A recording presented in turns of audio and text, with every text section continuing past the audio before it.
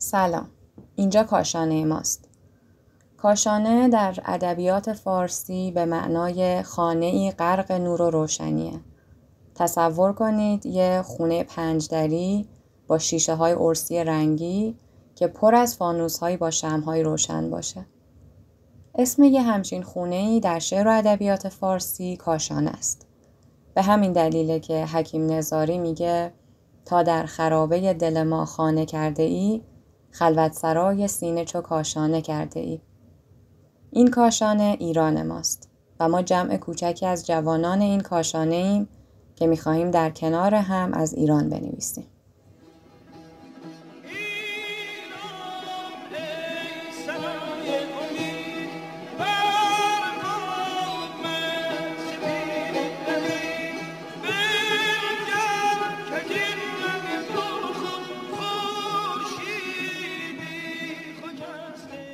من نازنین جلیلی سردبیر این نشریه صوتی و میزبان شما در دقایق آینده هستم.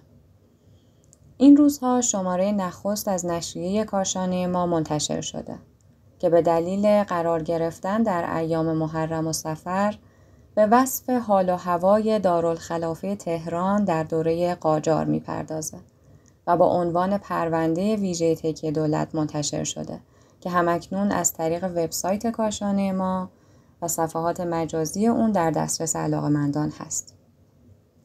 تکیه دولت یک فضای دولتی و درباری بود که در ضلع جنوبی عمارت کاخ گلستان به دستور ناصرالدین شاه قاجار ساخته شد.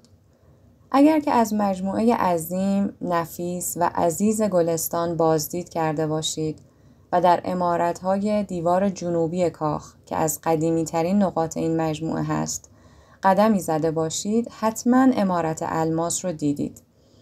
عمارتی که امروزه فقط یک راهروی از اون قابل بازدید هست. اما مشخصه برجسته این عمارت وجود مجسمه‌های قدیمیه که از رجال عصر قاجار ساخته شده بود و یکی از معروف‌ترین هاش مجسمه عباس میرزا، فرزند فتحعلی شاه و شاهزاده تجددخواه، ملیگرا و میهن‌دوست ایرانیه که من خیلی دوست دارم توی یکی از شماره‌های کاشانه ما به این شخصیت بپردازیم. در واقع دربی که از داخل عمارت شاهی گلستان به تکیه دولت باز میشد پشت همین عمارت الماس قرار داشت که در زمان پهلوی با تخریب تکیه دولت قاعدتاً این در و این ورودی هم مسدود شد و امروزه چیزی از اون باقی نمونده. اما کاربری این فضا چه بود؟ چرا بعدها به عنوان یک بخش الحاقی به این مجموعه افزوده شد در حالی که میتونست هر جای دیگه شهر بنا بشه؟ چون خب مکانی بود که بخش زیادی از ظرفیت اون به مردم عادی شهر متعلق بود و در عین حال فضایی ویژه برای همنشینی شاه، دربار و مردم فراهم میکرد و یکی از شگفتی‌های این بنای پر ابهت هم همین بود. در این شماره ما به طور ویژه به سوال‌های از این قبیل خواهیم پرداخت.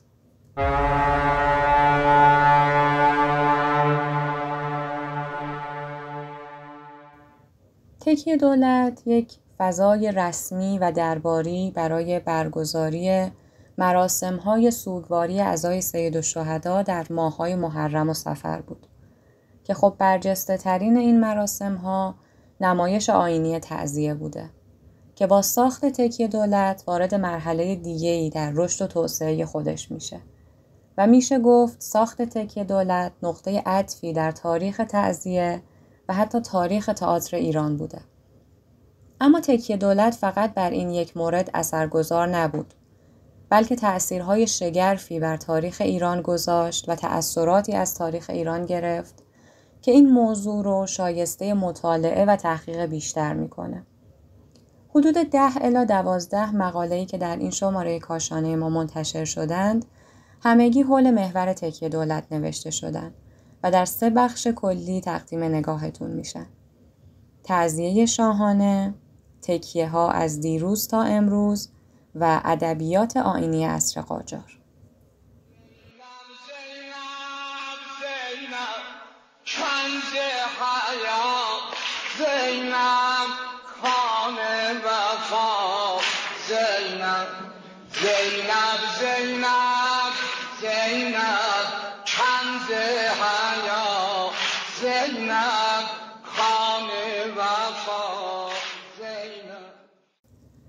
تیم کاشانه ما افتخار این رو داشت که در اولین گام‌های خودش همراهی و همقدمی استادی رو در کنار خودش داشته باشه که وجودشون برای ما نعمت بزرگی بود. دکتر محمود شیخ عضو هیئت علمی دانشگاه تهران در دانشکده الهیات و معارف اسلامی که قبول زحمت کردند و برای ما از مطالعه تاریخ سوگواری برای واقعه عاشورا گفتند و نوشتند. یعنی ایشون مطالعه تاریخ سوگواری عاشورا در ایران و به ویژه ایران قاجاری رو به منزله گونه خاصی از تاریخ پژوهی معرفی کردند که مطالعه تاریخ ایران در ظرفی کوچک و عینی هست. با افتخار صدای دکتر محمود شیخ رو میشنویم. بسم الله الرحمن الرحیم. سلام عرض میکنم خدمت شنوندگان محترم رادیو کاشانه.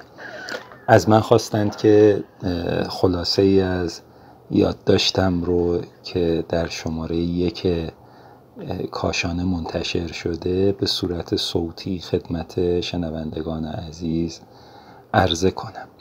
من در این نوشته مقدماتی که در واقع به منزله مدخل ورود به شماره 1 کاشانه هست، کاشانه ما اگر اسم دقیق ترش رو بگم، سعی کردم جایگاه عاشورا در تاریخ فرهنگی ایران رو بررسی کنم.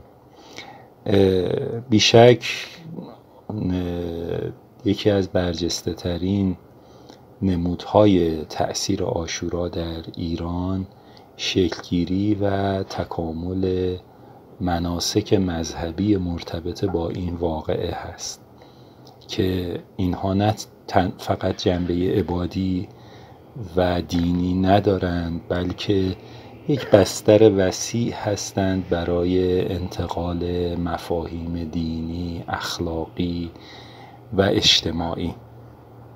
در حقیقت عاشورا مثل یک تراژدی مقدسی است که سالانه تکرار میشه و یک زیبایی شناسی خاص رو در هنر و ادبیات ایرانی پدید میاره که اون زیبایی شناسی منشأ بسیاری از اتفاقات دیگر میشه، گرچه خود او متأثر از مسائل کلانتر هست. در حقیقت این رویداد هر ساله در تأثیر بسیار زیادی در توده های مردم داره، چون هنری که در عاشورا تجلی پیدا میکنه و آیین‌هایی که در عاشورا تجلی پیدا میکنه در واقعه عزاداریه برای عاشورا همگی توده‌ای هستند، مردمی هستند و در کف خیابان و کوچه و بازار رخ میدن. به خاطر همین هم بعضاً ارباب قدرت توجه ویژه‌ای به اون داشتند. از توانش بزرگ عاشورا برای بسیج توده ها و تقویت همبستگی و حتی مشروعیت بخشی به خودشون استفاده کردن. من مطالعه تاریخ سوگواری برای شهدای کربلا رو مطالعه تاریخ ایران در یک ظرف کوچک میدونم. یعنی همه اون ابعاد گسترده فرهنگی، مذهبی، هنری، سیاسی، اجتماعی و تمدنی تاریخ ایران رو ما میتونیم در این ظرف کوچک که منشأ بسیاری از تحولات بوده و خودش هم متأثر از بسیاری از تحولات تاریخی بوده بررسی کنیم. این آیین‌ها، این جنبه‌های هنری، جنبه‌های اجتماعی این سوگواری چون عینی هستند، ملموس هستند، مطالعه تاریخ رو برای ما آسان‌تر می‌کنه و چون سوگواری برای شهدای کربلا یک تاریخ ایستا نیست، یعنی دائما داره تحول پیدا میکنه، تغییر پیدا میکنه، ما میتونیم دائما ببینیم که چگونه شرایط سیاسی و مذهبی خودشون رو در این آیین بازیابی میکنن، باز تعریف میکنن. و بعد چون عینی هستن، باز هم یه دلیل دیگهش این که اینها امکان درک عمیق‌تر از هنر ایرانی رو به ما میدن و چون باز عینی هستن ما بهتر میتونیم تحولات سیاسی اجتماعی رو در اونها ببینیم. و شاید از همه اینا مهمتر، ما در تاریخ نگاری سوگواری برای عاشورا میتونیم به عواطف ایرانی در ادوار مختلف، در جنگ، در صلح، در فقر، در قحطی پی ببریم.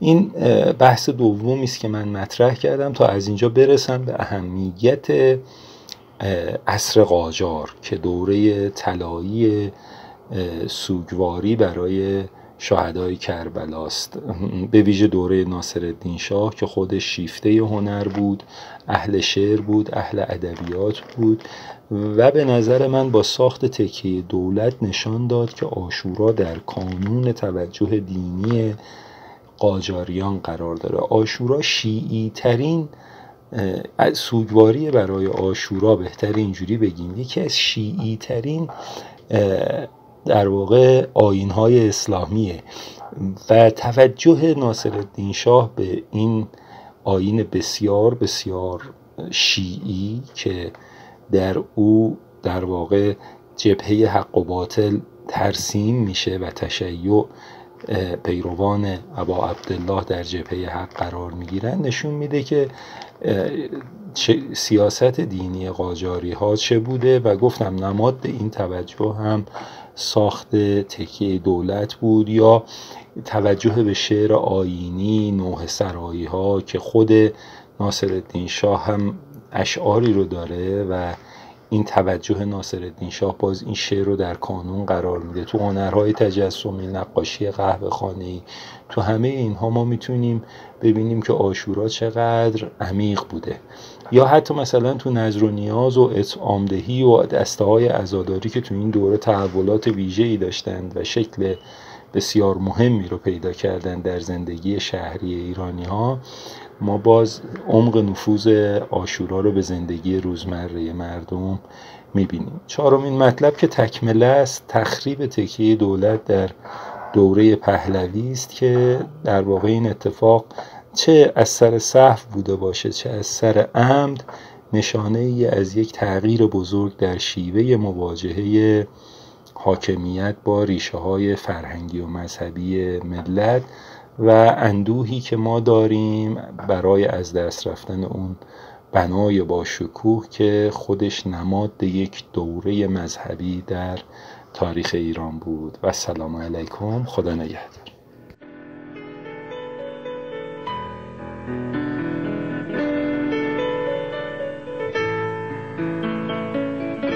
ما برای آنچه ایران خانه خوبان شود، رنج دوران برده ایم، رنج دوران برده ایم. ما برای آنچه ایران گوهری تابان شود،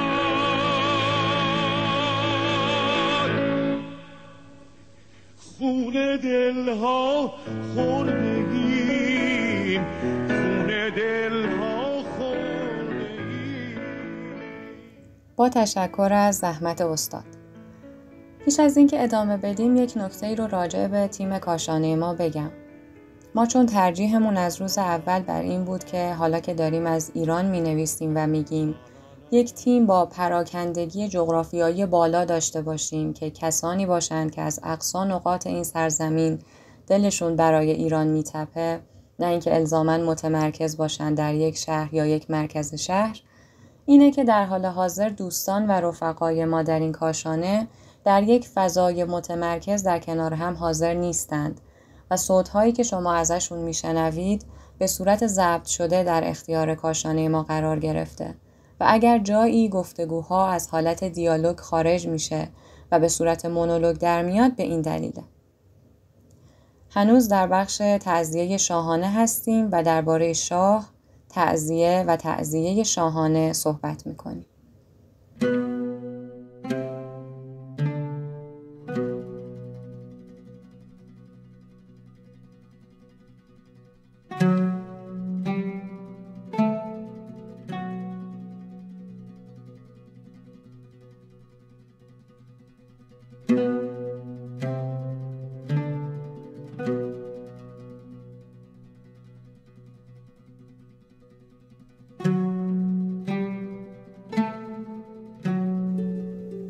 یکی از سوالاتی که شاید ذهن برخی از مخاطبان و دوستداران تاریخ به خصوص تاریخ قجری و ناصری رو به خودش مشغول میکنه این باشه که آیا ناصرالدین شاه قاجار یک شخصیت متزلزل و به نوعی بلا تکلیف نبود؟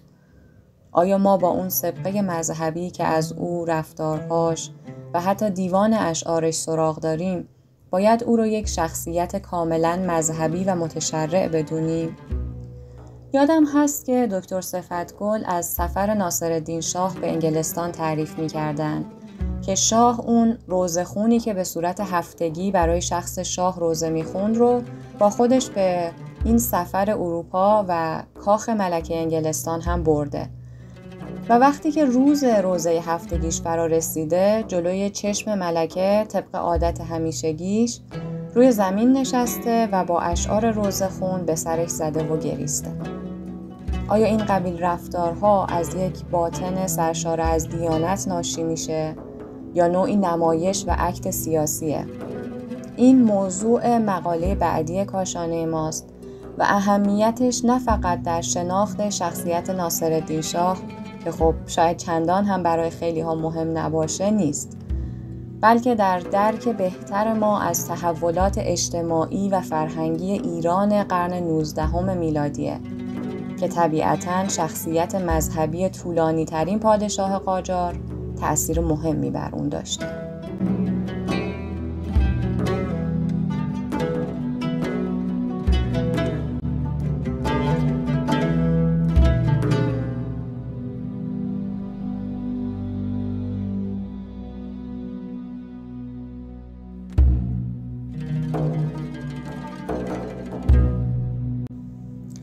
اما یکی از بحث برانگیزترین و در عین حال فکر میکنم مهیج‌ترین سوالاتی که بعد از مواجهه با تکیه دولت پیش میاد اینه که واکنش روحانیون و علمای این عصر نسبت به این مکان و مراسم‌هایی که در اون برگزار میشد چی بود؟ حدیث روح‌پرور در مقاله راز کناره‌گیری علما از تکیه دولت به این موضوع پرداخته که دعوت میکنم از زبان خودش بشنوید. بنده موضوع راز کناره‌گیری علما از تکیه دولت و مورد بررسی قرار دادم به دلیل ابهامی که داشت. آیا روحانیون موضع موافق داشتن یا مخالف؟ وقتی ورود پیدا کردم با دو موضع مواجه شدم. دسته از روحانیون با تکیه دولت همکاری میکردن.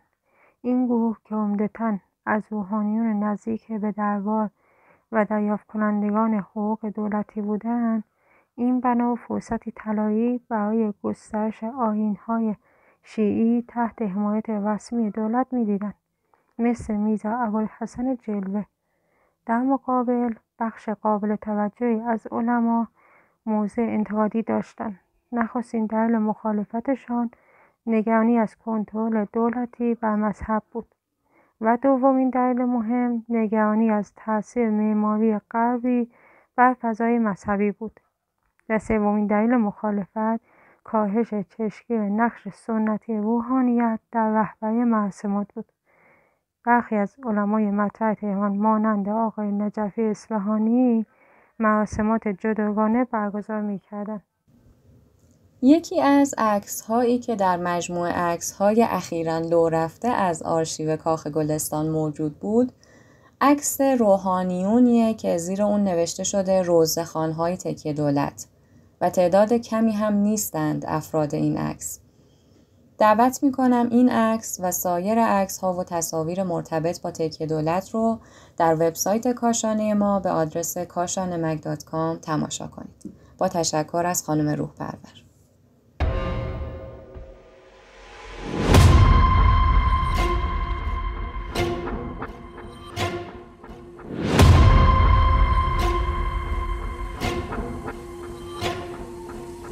همچنان در بخش تعزیه شاهانه هستیم. به شاه و به تعزیه شاهانه پرداختیم و حالا می‌خوایم از تعزیه صحبت کنیم. بحث کارکردهای این نمایش آیینی و مذهبی یکی از بحث‌های جذاب این حوزه است که علی شبانی به اون پرداخته و از ماهیت تعلیمی تعزیه‌ها برای ما نوشته. بسم الله الرحمن الرحیم. عرض سلام و ادب خدمت شما و شنوندگان عزیز. عنوان کار بنده ماهیت تعلیمی تعزیه ها انتقال آموزه های شیعی از طریق برانگیختن احساسات مخاطبه.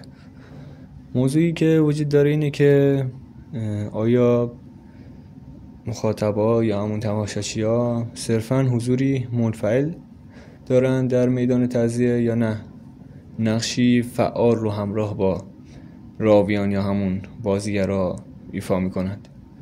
و جدای از این دنبال اینم که ببینم آیا مراسم تعزیه جز این احساساتی که برای مخاطب ایجاد میکنه دیگه چه کارکردهایی نسبت به سنت‌های مسیحی داره. حتی این موضوعی که تو ذهن من شکل گرفت حقیقتاً با توجه به حضور میدانی خودم در این تعزیه ها بود. حالا با توجه به اون 2-3 روز در سالی که من به شهرستان خودمون میرم و این نمایش ها و تعزیه ها رو میبینم، این دغدغه و چالش فکری تو ذهنم شکل گرفت که آیا جدای از این راویان، این مخاطبا، این خیلی مخاطبا که گوشه کنار میدان تعزیه نشستند چه کار کردی دارند؟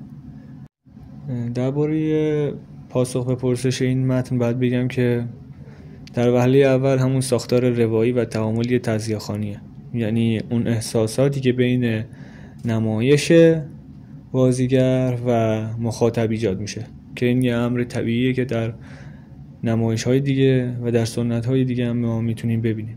اما بچه تمایزی که اینجا وجود داره وضعیت آستانه‌ای مخاطبه، یعنی تماشاگر همزمان در 2 بعد زمانی و مکانی حضور داره. در بعد زمانی که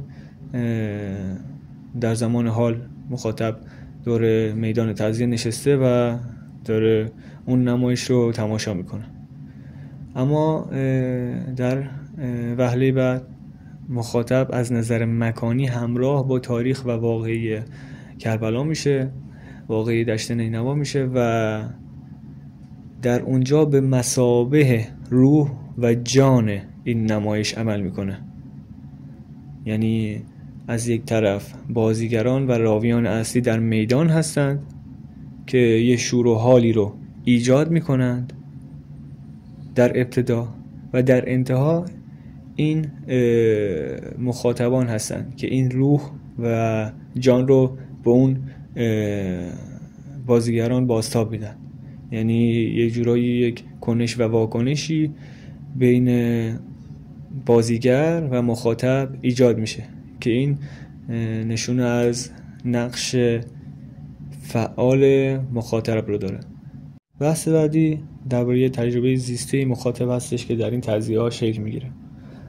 در ابتدا مخاطبان یا تماشاچی‌ها با نیت عزاداری برای ائمه اطهار هستش که وارد این تعزیه ها میشن، اما در طول این مراسمات اون تجربه های زیسته، یعنی دردها و رنجها و گناهانی که مخاطبا یا تماشاچی‌ها داشتن در طول زندگی یه جورایی همراه میشه با اون روند اصلی عزاداری و باعث میشه بازتابی شکل بگیره که در انتهای کار باعث درمان، تطهیر و یا توبه مخاطبان بشه در هر قشری، چه نوجوان، چه بزرگسال، چه مرد و یا چه زن.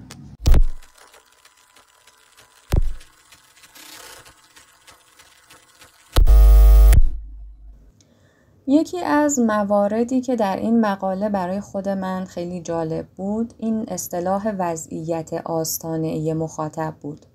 یعنی کاری که تعزیه با شما میکنه اینه که شما رو در عین حال که در مثلا 12 مرداد 1404 هجری شمسی در این نقطه از شهر تهران نشستی میبره به صبح 10 محرم سال 61 هجری قمری، گوشه‌ای از صحرای نینوا. یعنی شما در آن واحد در 2 بعد از زمان و مکان حضور داری و خب این اثر بخشی این هنر رو دوچندان میکنه. در کنار موارد دیگه‌ای مثل ساختار روایی و تعاملی تعزیه خوانی بین بازیگر و مخاطب، اثرگذاری تجربه زیسته مخاطب در نوع واکنش‌هاش و مواردی از این قبیل. از نویسنده این مقاله ممنونیم و از تعزیه شاهانه میگذریم و وارد بخش تکیه ها میشیم. جایی که میخوایم از تکایای ایران به صورت عام و بعد تکیه دولت به صورت خاص صحبت کنیم. پیشنهاد میکنم که این بخش رو از دست ندید.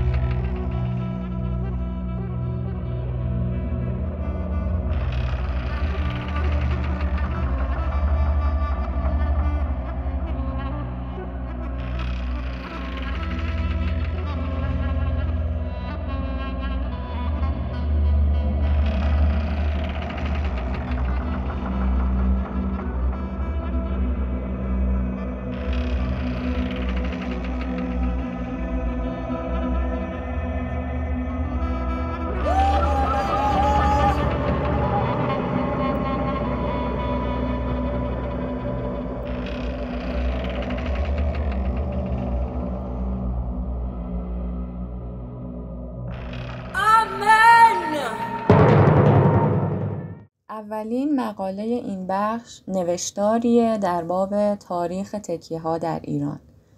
با این مدعا که تکایای شیعی خلاقیت انقلابگونه صفویان بود در گذار از سنت خانقاهی تصوف به فرهنگ و مذهب تشیع اثناعشری.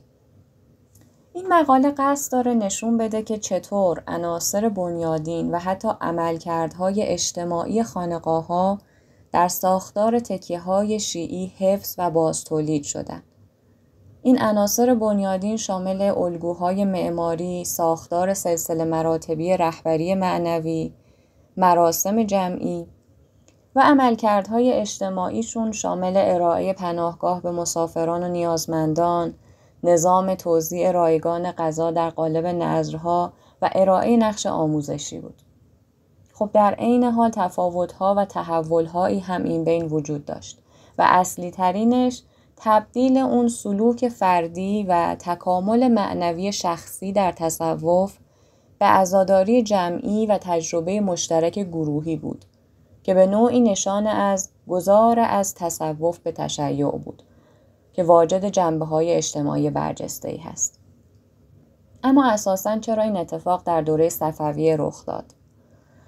میشه گفت به دلیل اون فرایند مفصل ادغام تصوف در تشیع رسمی و درباری در طول این حکومت بود که باعث شد بسیاری از شعائر و سنن صوفیانه در قالب جدید حفظ بشن و باقی بمونن و در واقع تحول از خانقاه‌ها به تکایا بازتابی از تحولات وسیع‌تر اجتماعی و مذهبی ایران در دوره صفویه بود که در اون هویت ملی و مذهبی کشور باز تعریف شد.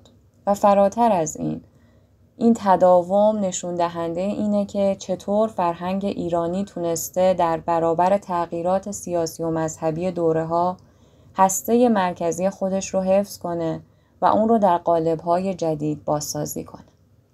متن کامل این مقاله رو میتونین در وبسایت کاشانه ما به آدرس kashanemag.com بخوانید.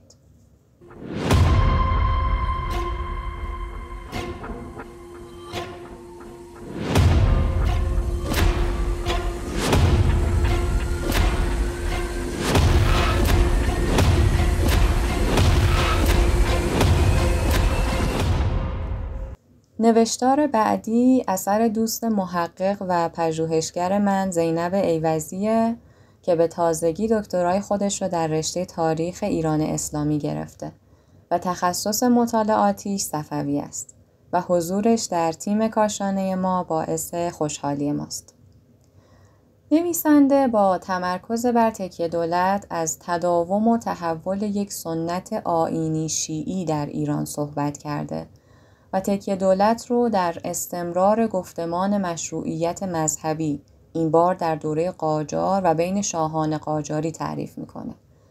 یعنی که به زعم او تکیه دولت یک نوآوری قاجاری در آیین‌های عزاداری نبود، بلکه امتداد همون سنت عزاداری عصر صفوی محسوب میشد که جوهره مذهبی سیاسی خودش رو از عملکرد شاهان صفوی به ارث برده. و باز هم اهمیت صفویان در تاریخ ایران و حتی ایران معاصر.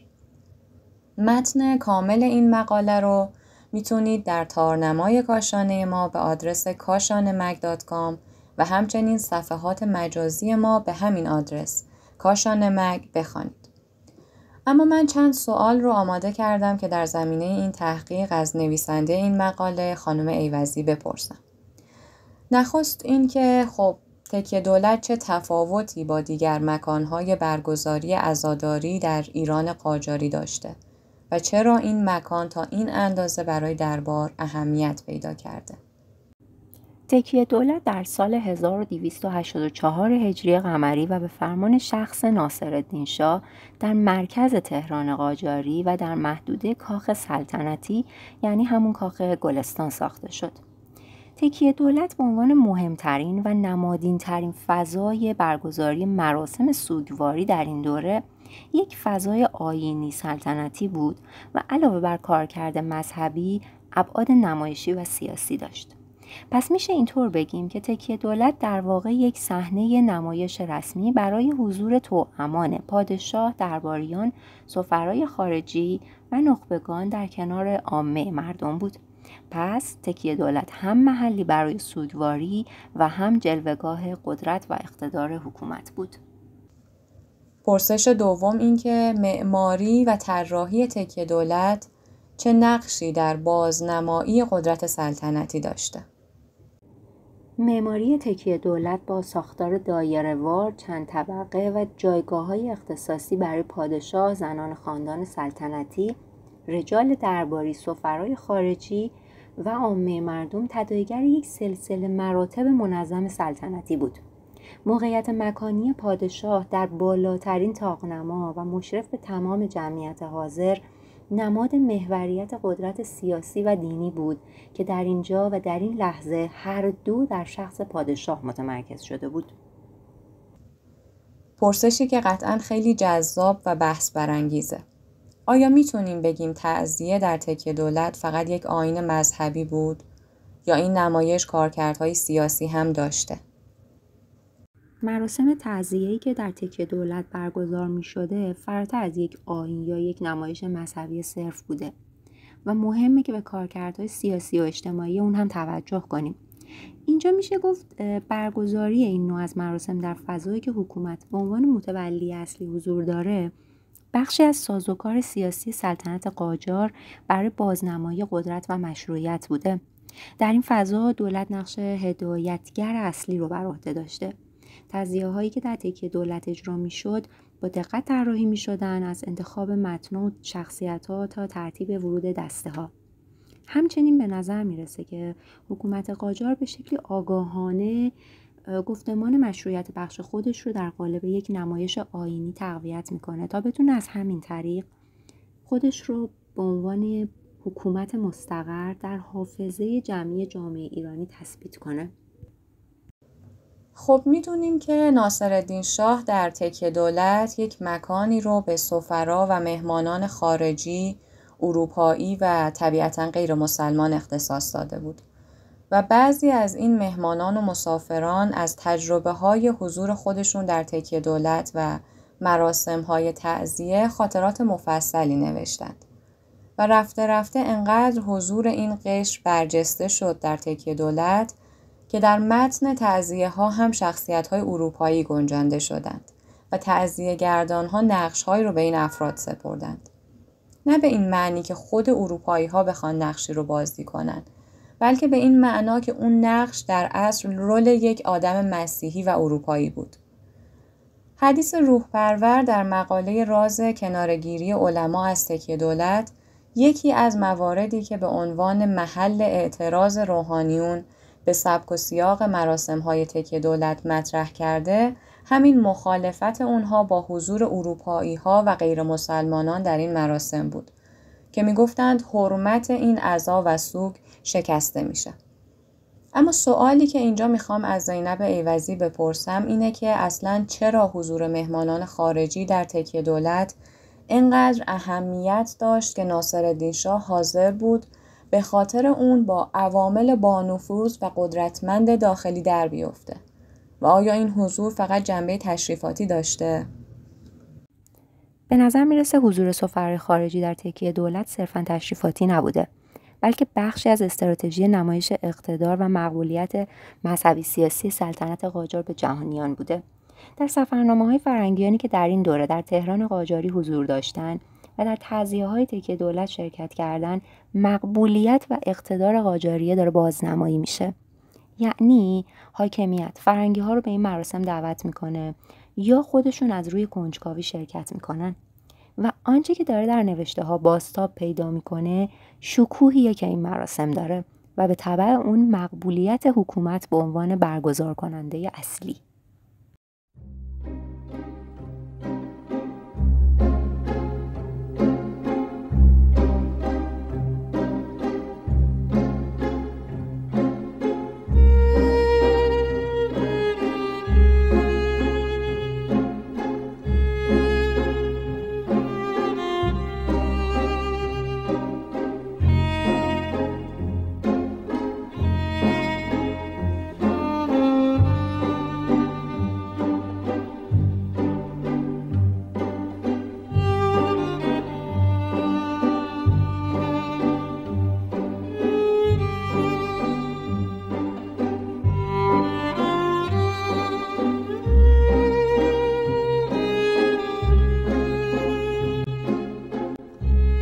با تشکر از خانم ایوزی و دیگر نویسندگانی که تا اینجا و این لحظه از این پادکست میزبانشون بودیم.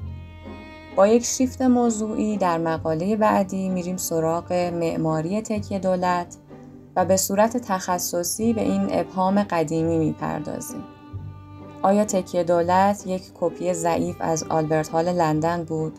با ما همراه باشید.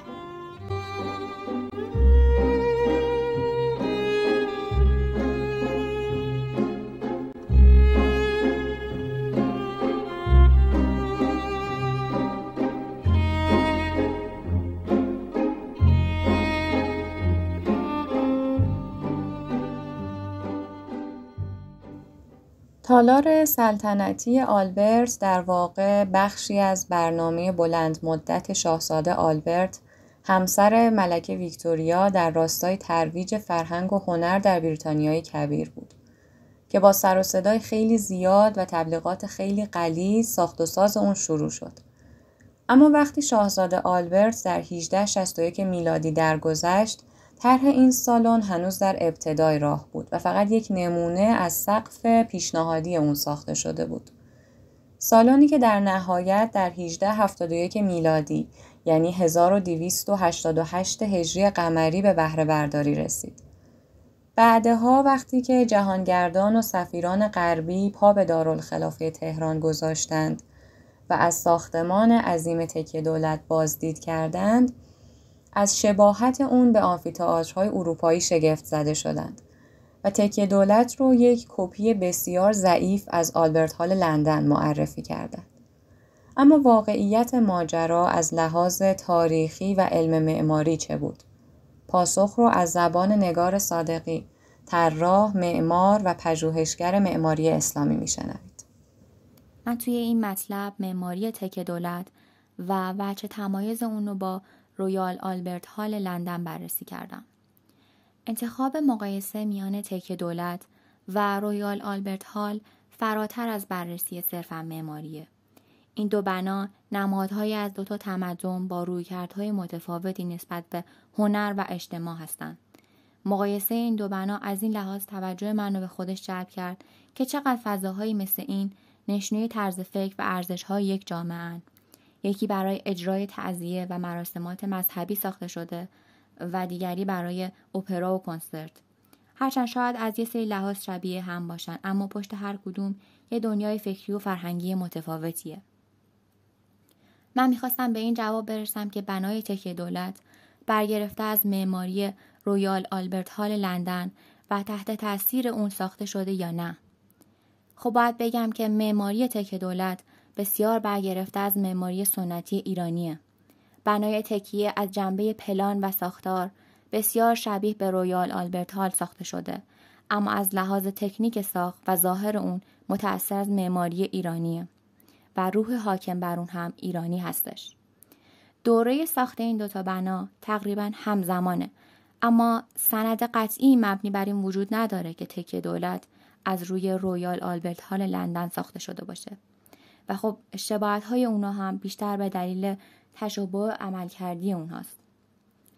در نهایت باید بگم که این مقایسه به خود من نشون داد که معماری فضاهای فرهنگی صرفاً پاسخ به نیازهای عملکردی نیست، بلکه بازتابی از جهانبینی و ارزش‌های اجتماعی یک جامعه است.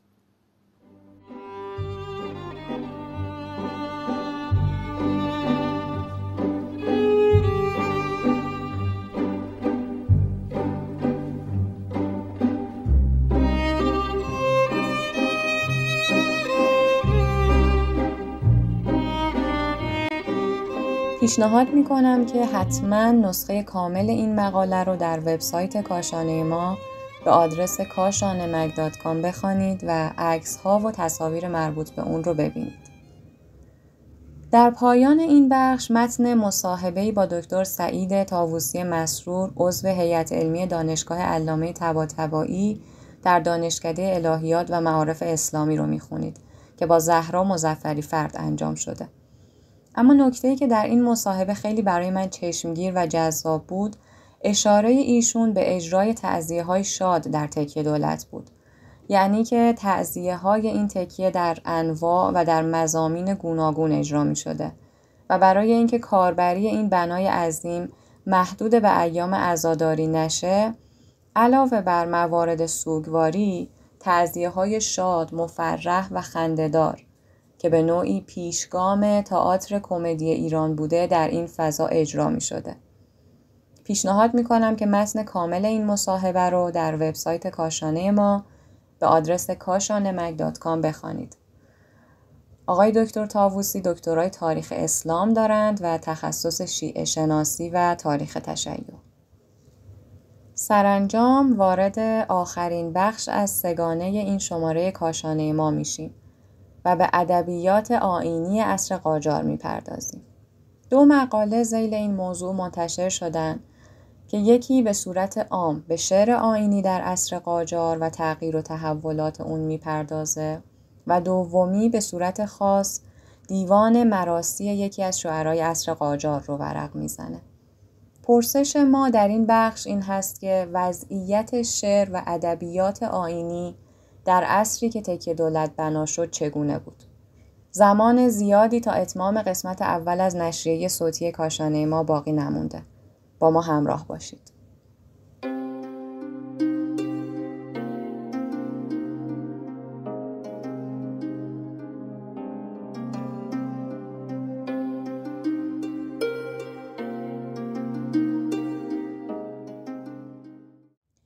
همراه متین مدنی هستیم در گذری بر شعر آیینی در عصر قاجار. نوشتاری که ما رو با خودش همراه میکنه و از احوال شعر آیینی در فراز و فرودهای تاریخ اجتماعی و فرهنگی ایران سخن میگه. از روزگار صفوی‌ها تا قاجارها تا یغمای جندقی که با نوآوری مهمش در سرودن اشعار مرثیه در قالب مستزاد، یعنی با کمک گرفتن از ریتم تکراری شعر، نوحه‌های سینه‌زنی رو پدید آورد و بعد با قالب‌های مختلف شعر آیینی آشنا میشیم. اما در دوره قاجار که شعر آیینی پررنگ میشه و اهمیت زیادی پیدا میکنه، یک موردی هم که در دوره قاجار هست گسترش تعزیه‌خوانی و تعزیه است. استاد احسان الله یارشاتر معتقدند که خاستگاه اولین شبیه‌خوانی برمیگرده به داستان سوگ سیاوش یادگار زریر که در گذشته ایران اینها اجرا می‌شده، یعنی مربوط به این اخیر نیست، این 1-2 سال اخیر یا این 50 سال اخیر، 100 سال اخیر. این نمایش که سوگ سیاوش این به نوعی نمایشنامه، به نوعی تئاتر از گذشتگان بوده در ایران و چیز جدیدی نیست. اما خب تعزیه با گسترشی که در دوره صفویه و علل خصوص قاجار اتفاق میفته، خب احتیاج داره به این که اشعاری در مورد تعزیه سرایی هم گفته باشه. خب چون که در تعزیه ما یک سری اشعار خاصی رو میتونیم بخونیم، هر شعری نمیتونیم بخونیم. در شعری که مناسبه برای تعزیه باید با قالبی خاص محتوای خاص همراه باشه. قالب خاص از این نظر که خب شعر تعزیه اغلب در قالب بحر طویل هستش. قالب بحر طویل چون که یک قالبی است که برای حماسه بسیار مناسبه و یک نوع قالبیه که هم کلام حالتی بین کلام روزمره است و بین کلام ادبیه، یعنی نه اونقدر فاخره مثل غزل و قصیده که مخاطب عام باش دیر ارتباط پیدا کنه و نه اونقدر دم دستیه که خب خیلی مناسب مجالس رسمی مثل تعزیه یا اینجور نباشه. ما در دوره قاجار تعدد شعرهای آیین‌گو رو داریم، یعنی بسیار شعرهای آیین‌گو زیاد میشن و این باز برمیگرده به اون مسئله‌ای که تونست تشیع بعد از سالها خفقان و سرکوب به یک منزلتی برسه که بتونه از خودش نشانه‌ای و آثاری تولید کنه. بعد از اون همه سال خفقان و اذیت و آزار در دوره صفوی و بعد از اون در دوره قاجار شیعیان توانستن آثاری تولید کنن. خب اثر هنری هم میطلبه که یک فضایی مهیا باشه، یعنی در مواردی که خب بیشتر جنگ باشه یا مسائل حول محور عوض شدن پادشاه یا مسائل سیاسی از این دست بگذره و یک آرامشی نباشه، خب عملا یک اشتباه و یک انتظار بیجایی هست از اینکه بخوام یه هنری تولید بشه، یک هنر فاخر تولید بشه. و بعد از این دوره‌های جنگ و خفقان چون شیعیان به یک ثباتی میرسن، به یک آرامش خاطری، خب هنر هم تولید میشه. در پایان این گفتگو رو با شعری از صامت بروجردی در مدح حضرت امیرالمومنین خاتمه میدیم. ای سروری که مدح سرایی برای تو، کرده به آیه آیه قرآن خدای تو. باشد معین دفتر آزادی صغر، روز حساب دفتر مدح و ثنای تو. کار نبیذ مهر نبوت گرفت سر، از دست قدرت تو از نقش پای تو. تا روز رستخیز نخواهد شدن تمام، توصیف زور و پنجه خیبر گشای تو. از یمن مورود تو حرم گشت محترم، شد با صفا زمین صفا از صفای تو. از خوف الهول روز جزا آورد پناه، افراد ممکنات به ذل لوای تو. آدم ز فیض قرب جوای تو یا علی، شد عاقبت به خیر چو نوح از نوای تو.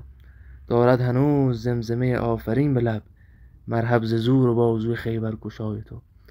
هر کس می رود ز جهان وقت احتضار، جان عزیز خویش نماید فزای تو. از چه نیامدی ز نجف سوی کربلا، وقت شهادت شه بی اقربای تو. تا بنگری چگونه برد شمر از قفا، سر از تن حسین شه سر جدای تو. حیدر حیدر اول آخر حیدر، حیدر حیدر ساقی کوثر حیدر، حیدر حیدر ای مظلوم فاتح، حیدر حیدر فاتح خیبر حیدر، حیدر حیدر اول آخر. و اما رسیدیم به آخرین مقاله این شماره از کاشانه ما و همونطور که قولش رو داده بودم میخواهیم دیوان مراثی یکی از شاعران عصر قاجار رو ورق بزنیم. میرزا محمد جیحون یزدی یا تاج الشعرا که تمام عمر کوتاه 46 سالش در دوران سلطنت ناصرالدین شاه واقع شده. یعنی در زمان پادشاهی او متولد شده، در زمان پادشاهی او شاعری آموخته و شعر سروده و در زمان پادشاهی او چشم از جهان فرو بسته. ثنا لطفی نویسنده این مقاله است که با خلاقیت و ابتکار ابعاد عرفانی واقعه عاشورا در دیوان جیحون یزدی رو بررسی کرده. ما قصد داشتیم واقعه عاشورا رو از یه لنز و نگاه جدیدی تو حوزه ادبیات به ویژه تو تکیه دولت در دوران قاجاریه بررسی و معرفی کنیم. ما اولش رفتیم سراغ مراسم هایی که تو تکیه دولت برگزار می شد، شاعرایی که از سروده ها و مرثیه هاشون تو مراسمات تکیه دولت استفاده می شده و خب دیدیم هم یه پراکندگویی پیش میاد و همین که قبلا از این مراسمات زیاد نوشته شده، گفته شده، مقالاتی ارائه شده. برای همین تصمیم گرفتیم که بریم سراغ یه شاعر آیینی خاص و تمرکزمون رو بذاریم رو بررسی ابعاد مختلف تو مراسی‌های اون شاعر. که خب این بین ما وقتی رفتیم سراغ شاعران آیینی دوران قاجاریه، یه سری مثل نیر تبریزی قبلا ازشون مقاله نوشته شده بوده و خب تحلیل ارائه شده بوده. برای همین ما دنبال یه فردی بودیم که حالا یه تازگی داشته باشه و کمتر ازشون گفته شده باشه. بعضی از شاعرها هم خب ما به سرودهاشون دسترسی نداشتیم یا حالا تعداد خیلی کمی از مراسیاشون ثبت شده بود، به جا مونده بود.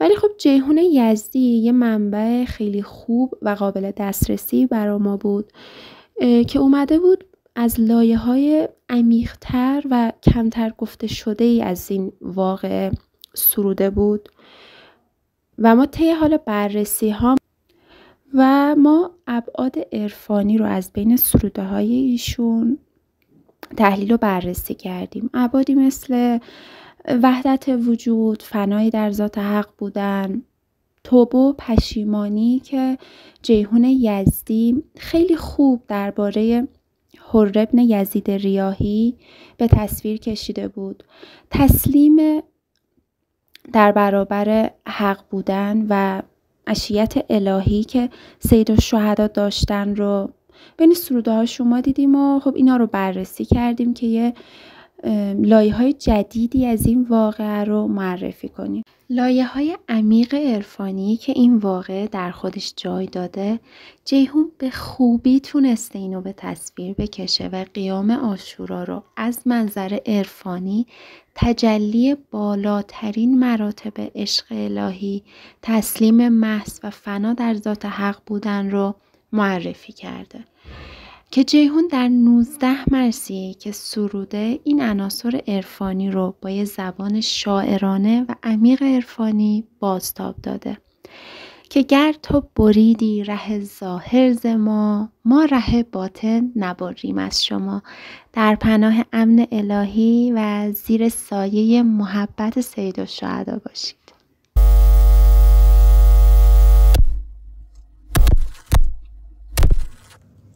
نکته‌ای که موقع خواندن این مقاله برای من خیلی خیلی جذاب بود، برجستگی عناصر عرفانی و نگاه عرفانی در مراسی جیهون بود. چون عصر قاجار دوره‌ای از تاریخ ایرانه که به خصوص به لحاظ مذهبی و دینی خیلی به ترویج خرافات و ظاهرگرایی معروف شده و من به شخصه انتظار نداشتم که جوانی در این دوره که کاملا تربیت یافته فرهنگ تهران ناصری بوده تا این حد عمیق با عرفان و حتی اصطلاحات عرفانی آشنا باشه که خطاب به خداوند بگه مرا فانی کنن در خویش به ذات که التوحید و اسقاط الاضافات. اینها مصطلحات صوفیه و عرفان نظری هستند که این بیت نشون میده جیهون یزدی به خوبی با اونها آشنا بوده و برخلاف نگاه ظاهرگرایانه‌ای که ما به تاریخ تشیع در این عصر داریم، اتفاقاً عناصر باطنی و عرفانی به برجستگی در اون دوران حضور داشته. مستان همه افتاده و ساقی نمانده، مستان همه افتاده و ساقی نمانده، یک گل برای یه باغبان باقی نمانده، یک گل برای یه باغبان باقی نمانده. به پایان قسمت نخست از رادیو کاشانه، نشریه صوتی کاشانه ما رسیدیم و خیلی ممنونم از همراهی تک تک شما عزیزان. از طرف خودم و تمام اعضای تیم کاشانه از حضور شما تشکر میکنم. کاشانه ما یک نشریه نوپا در حوزه تاریخ فرهنگ و تمدن ایران اسلامیه که به صورت فصلنامه منتشر میشه. یعنی شماره بعدی این نشریه در فصل پاییز تقدیم نگاهتون میشه. اما در این فاصله وبسایت کاشانه ما و صفحات مجازی اون رو فراموش نکنید. اعضای کاشانه محتواهای جذاب و متنوعی رو براتون در نظر گرفتن. از مقاله و یادداشت، گزارش کتاب و پایان‌نامه‌های مرتبط با ایران، عکس‌ها و تصاویر دیده نشده از گوشه گوشه این سرزمین و بزرگان کمتر شناخته شده اون. خلاصه این که اینجا همه حرف‌ها به ایران میرسد. ضمناً اگر مهر ایران رو در دل دارید و دوست دارید در حوزه‌های مختلف علوم انسانی بخوانید و بنویسید، ما در این کاشانه میزبان شما هستیم.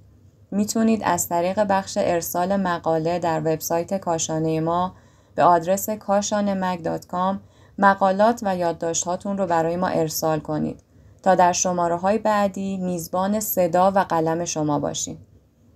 امیدوارم امروز میزبان خوبی برای شما بوده باشم. ایام و احوال به خیر و برکت و شادی در پناه آسمانی خداوند باشید که به قول جیهون یزدی گر تو بریدی ره ظاهر ز ما ره باطن نبریم از شما. خدا هست. یا علی. به نام نامی ایران، به نام نامی انسان، به آیین وفاداران، به راه و رسم بیداران. دلی دارم پر از خورشید، نگاهی روشن از باران، نگاهی روشن از باران. جز دوست نمیخوانم، جز مهر نمیدانم، جز عشق نمیخواهم. من زاده ایرانم، جز مهر نمیدانم.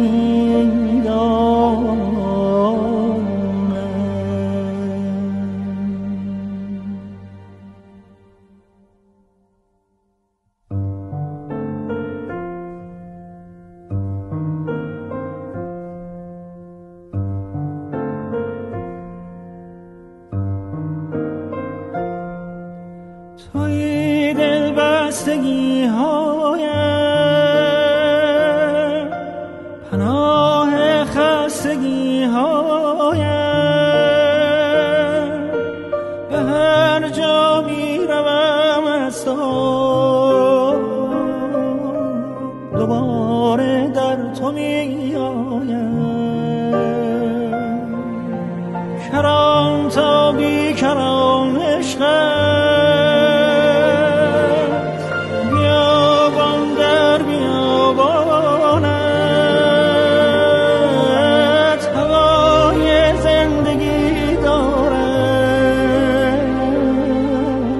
خیابان در خیابانت. جهان تا است خواهم بود اگر تو جان من باشی. برایم خانه باشی، خاک باشی یا وطن باشی.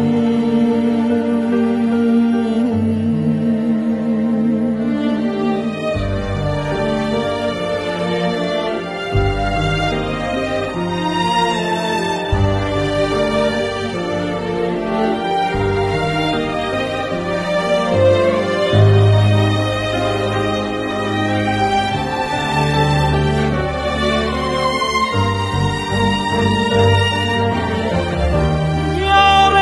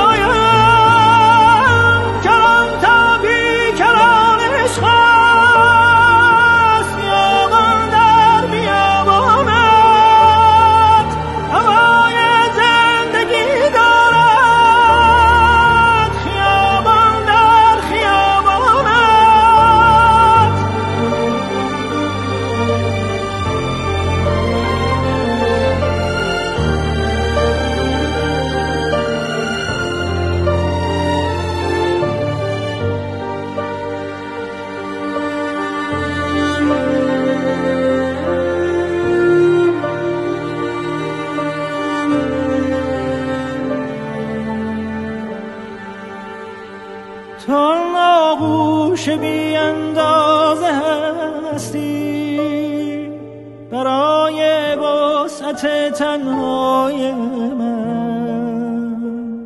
من از چشم تو میبینم جهان را، توی آینه بینای من. جهان تا هست خواهم بود اگر تو جان من باشی، برایم خانه باشی، خاک باشی یا وطن باشی.